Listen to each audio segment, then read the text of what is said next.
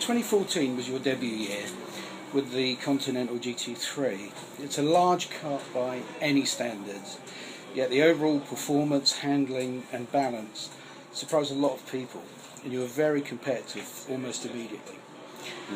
What lessons did you learn from 2014 to bring to 2015 as a team? Okay, well, there are a few questions in there. So, the firstly is, yes, it is a big car, but it is no bigger than quite a few of the competitors in the field. The width is similar, slightly taller, and then of course the weight would be the next question you asked. And of course we were able to take a lot of weight out of the car by removing a lot of luxury items in the car, and took basically 1,000 kilograms out of it. So it's a fighting weight. It's homologated for GT3 at around 1,300 kilograms. It is not the tallest car in the field. It may surprise you. It's a surprise, actually. And we put a lot of effort into the design and development of the car to get it right up front, and I think we got right up there. So the second part of your question, where what have we learnt in 14 to take into 15? The car is homologated, and amazingly we did not have a lot to do to change. We did do some small modifications to the suspension, but that was mainly from Nürburgring, which has got its own homologation. And so we did some aero changes and some suspension travel changes for the Nürburgring. But for the Blancpain series, not a lot of change. What are your aspirations for the factory team in 2015? To win. Fine. Understandable. Last year there were 2 Bentleys racing in Europe and 2 in the US. Yeah. This year there are more cars on the grid as your customer team program ramps up. Yeah. What's your relationship with them and the impact of customer teams in the factory team?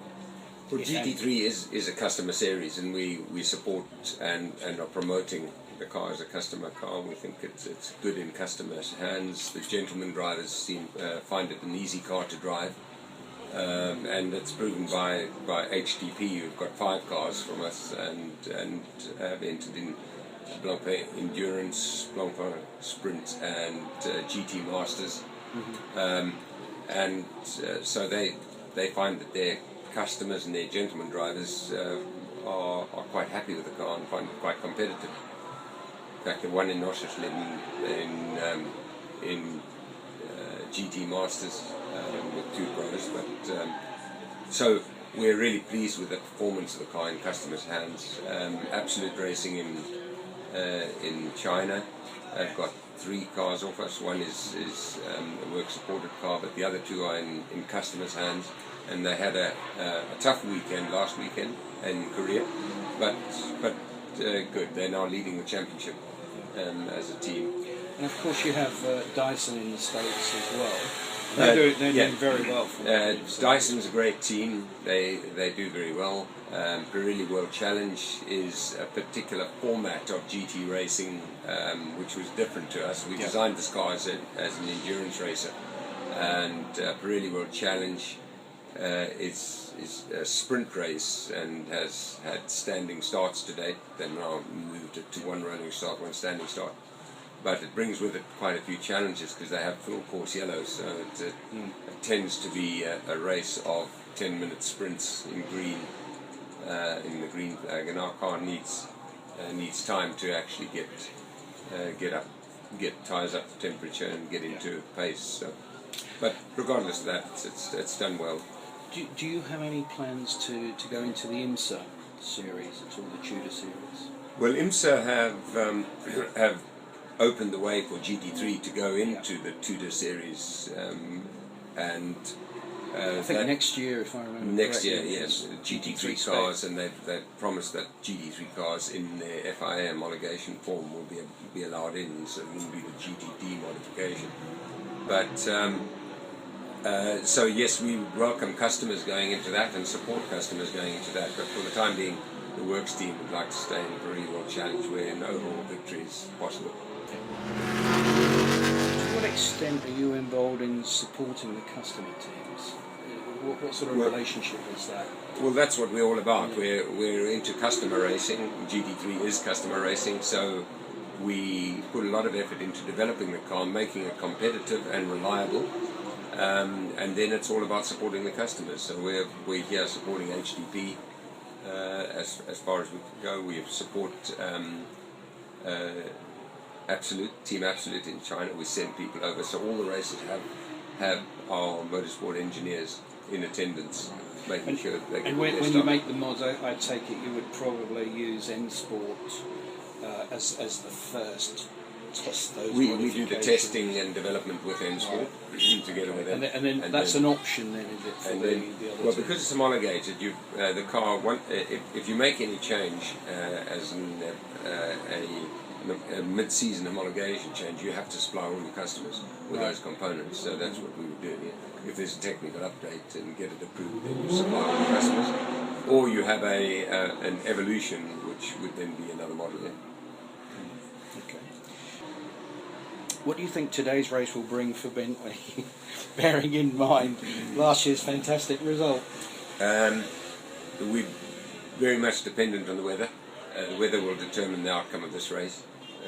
It's scheduled to start with a wet track and dry out mid-race, and then another shower coming in around 4 o'clock. So it's going to be tricky. It'll depend on whether the rain comes at a dry and how much rain comes. There's only predicted to be 1 to 1.5 millimeters, and it will largely depend. Can you stay out on slicks and get through it, or if you change onto rain tires, if that's within a driver window, that will be one bit of good luck. But then if the rain dries up in the middle of that stint, it's as to when you come in for slicks. So, very tricky, and so the guys on the pit wall are going to have their hands full. Paul Ricard was a good race for you last year. What are your plans for the race this year?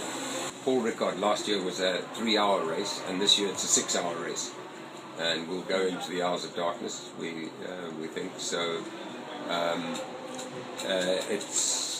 It's a race of greater importance to us now because the point scoring is higher. So yeah, we're putting a lot of effort into preparing ourselves for that.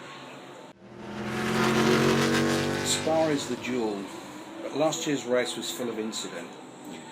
Bentley were caught up in that early on, but fought back to finish strongly.